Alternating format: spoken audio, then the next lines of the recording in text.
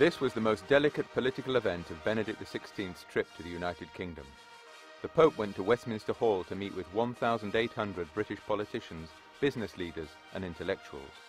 In this hall in the year 1535, St. Thomas More was condemned to death for refusing to accept the King's act of supremacy over the Church of England.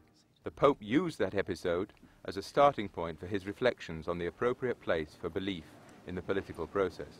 If the moral principles underpinning the democratic process are themselves determined by nothing more solid than social consensus, then the fragility of the processes becomes all too evident. Herein lies a real challenge for democracy.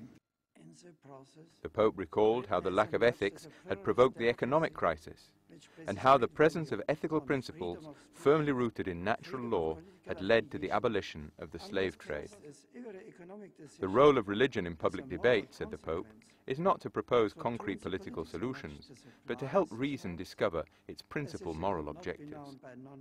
Religion, in other words, is not a problem for legislators to solve, but a vital contributor to the national conversation.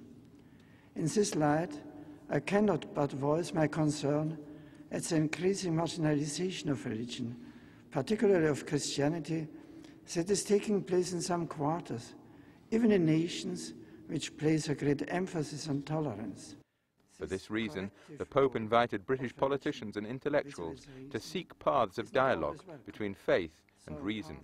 Using a certain British irony, Benedict XVI called for this, one of the most powerful countries in the world, to take real measures to help the poorest people of the world.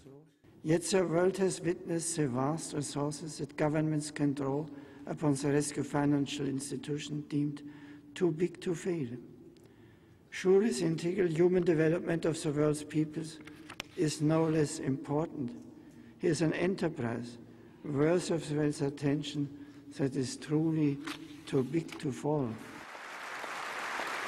Among those present at the ceremony were former Prime Ministers Margaret Thatcher, John Major, Tony Blair and Gordon Brown.